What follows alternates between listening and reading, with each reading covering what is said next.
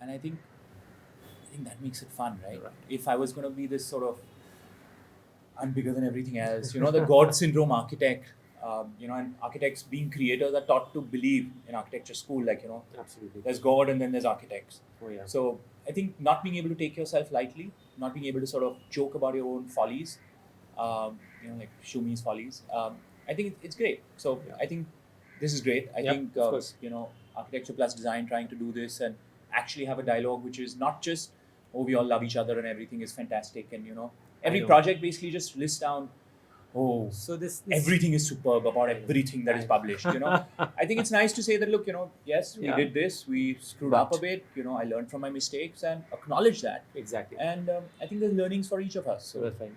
I think the first time that I heard this idea that two architects are going to speak about each other's designs, I went thinking, I said, okay, all right. And then I said, okay, doesn't sound like a bad idea.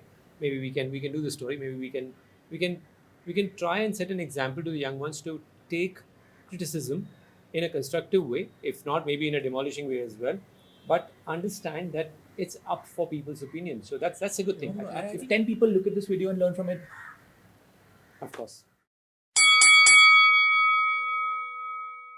so Pooran, based on your visit to the library house, um, I would love to reach into your brain and extract some feedback, um, both ways. If you can give me 2 points which you felt were successful in the project, that you feel are takeaways which you feel are valuable that you saw and experienced, and 2 other points which you think we could have dealt with differently to amplify the client intent and the design intent, which we've discussed already.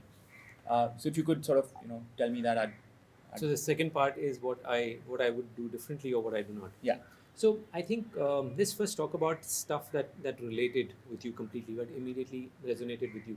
I think the beautiful aspect of the library house is that it caters to the client's requirement, absolutely. Which means that if it's a family which wanted to have a certain accent on certain functions or certain aspects of their lifestyle, Right.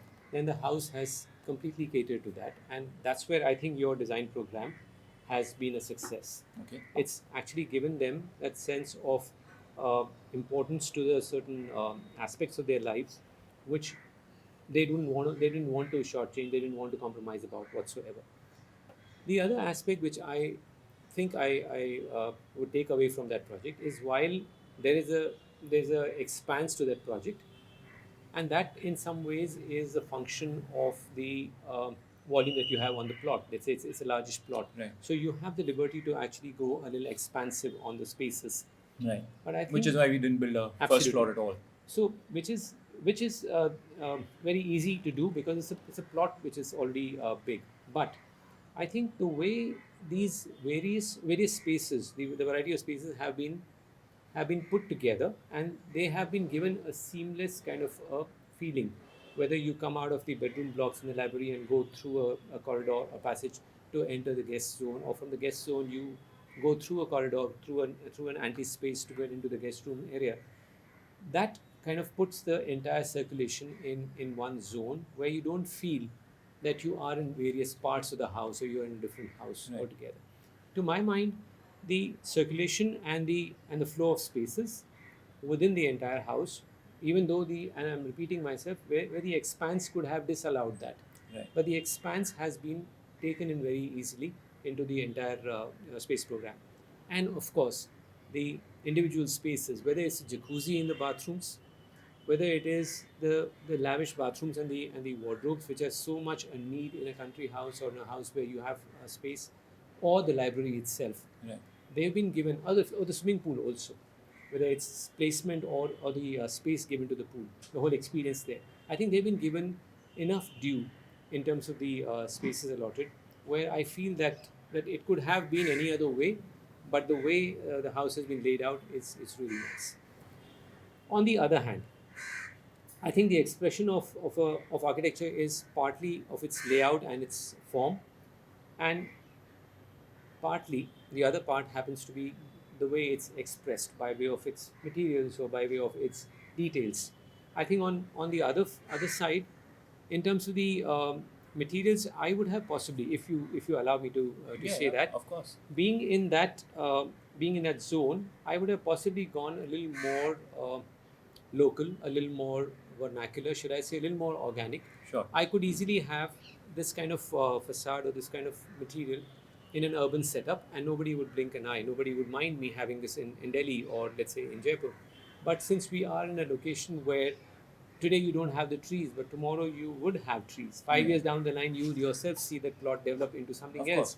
I mean, it's already planted for that. And yeah. I'll come back to the experience that we've had at the Mango House in a minute. But Right. I think the whole aspect of the site growing in architecture, actually growing with the site, with its environment, has to be taken into account. And that's where I think the softness or the adaptability of architecture to its surround or a future surround needs to be taken into account. And I would have possibly found a solution which is slightly different than that. The Right. other thing Yeah. also is in terms of and the second thing is that some of the volumes, some of the areas which possibly need not have had a lot of space allotted to them, but since we have the space, whether it is We chose to bathrooms, stretch out. you've sort of just stretch your arms and say, okay, all right, Completely. let's just be Yeah. Shah Rukh Khan. Why we? Totally. So there, Yeah. I would think that somebody like me You would have or been some more architects sort would have of, been a little more conservative about it, and I'm saying Right. conservative in a positive sense, Correct. where you preserve, because just because you have the availability, Doesn't you mean don't you go all consume. out. So those Fair. are a couple of things that I took away Yeah. from the place. No, so If that satisfies you. no, completely it does, and I think you got that aspect spot on. I think part of the brief to stretch also came from the fact that we're also cramped in the city. Yeah. So if you I go know, out there, I know. and that you wanna, I if know. you have that space, you might as You might as you well, know, and which is I think the bar which we added on the roof was actually an afterthought, because once the site started getting built and we climbed up, and So, wow, first I there's a climbed view up here. even higher, then I realized there's no Hmm. ocean to be seen anywhere. Absolutely. But I think what's beautiful is you get the treetops, and then again, part of rural living is that even though we didn't have too many trees on our side, I think the surrounding at least is not yet Sure. sort of developed. Yeah. So effectively, you just have general wilderness around, but it's beautiful. You come up there, you see the sunset. It's a lovely sort of roof Naturally. to then inhabit, which otherwise would have just been a sort of uninhabited roof. Right. So I think I do acknowledge that.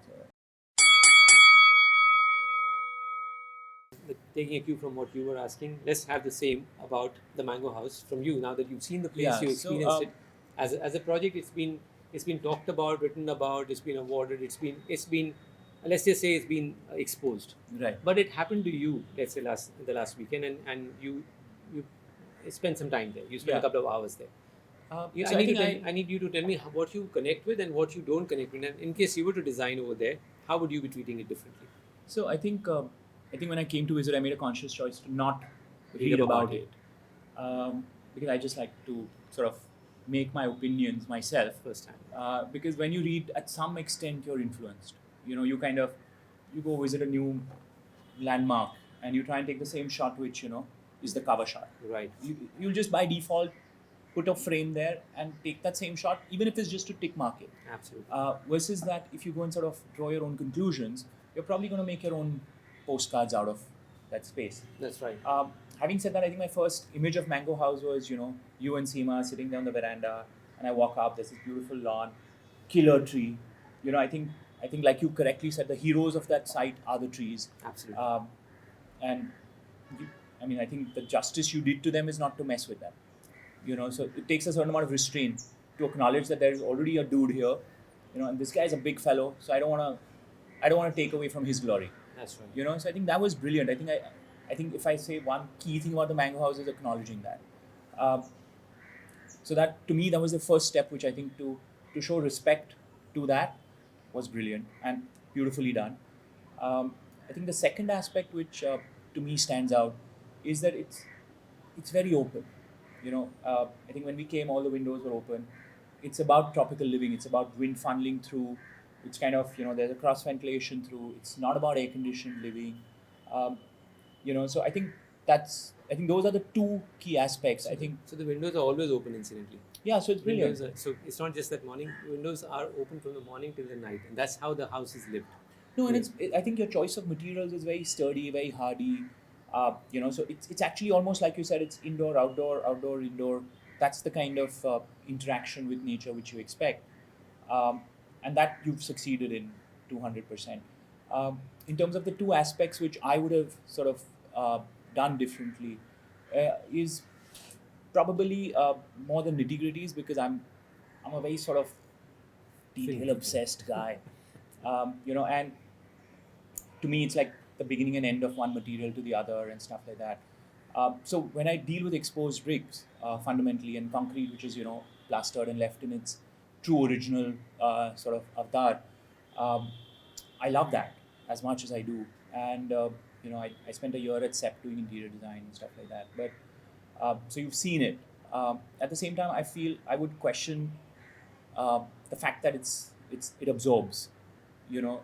So again, sort of that maintenance aspect of humidity and stuff like that, moisture, fungal growth, things like that, and this a little bit comes from my personal thing. I'm allergic, so I react to things like that.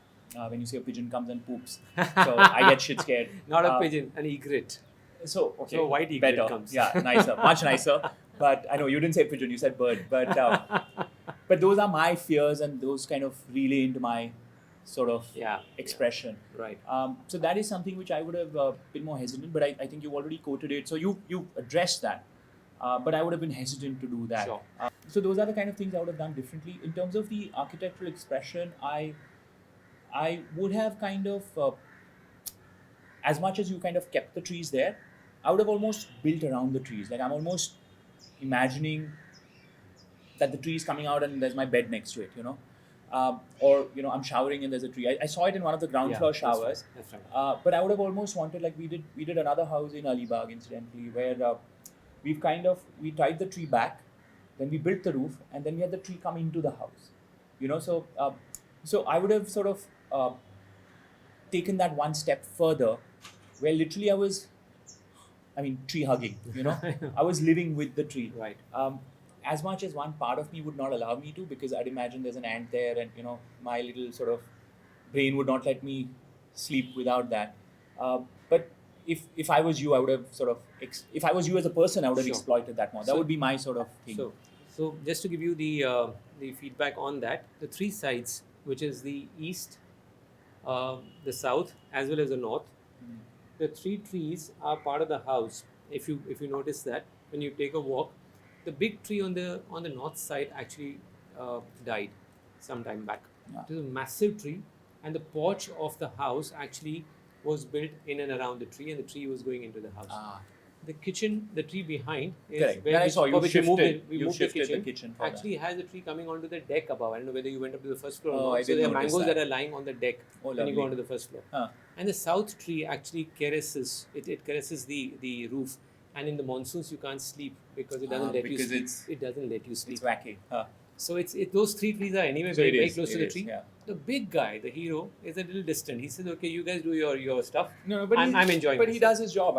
Spectacularly. So, Anyway, but yeah, thank you Yeah. for that. Thank you for that input, and I enjoy that.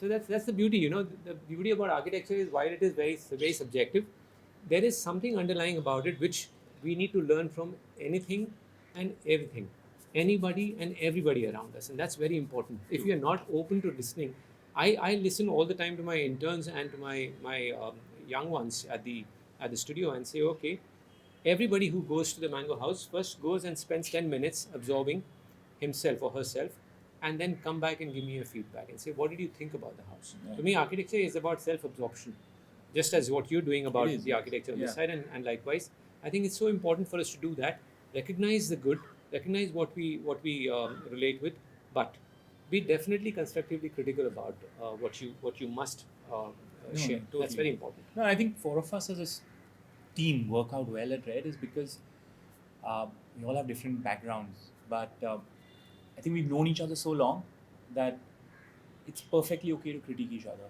But I think that criticism always is a trigger for us to try and Oh yeah. look at it from a different perspective. Acknowledge that, okay, I'm so deep into it that I'm not zooming out. And when someone zooms out, comes in from a different angle, Exactly. you get a whole different spin. How on it. we take to criticism is something which can vary from us. Done. Okay, fine. Yeah.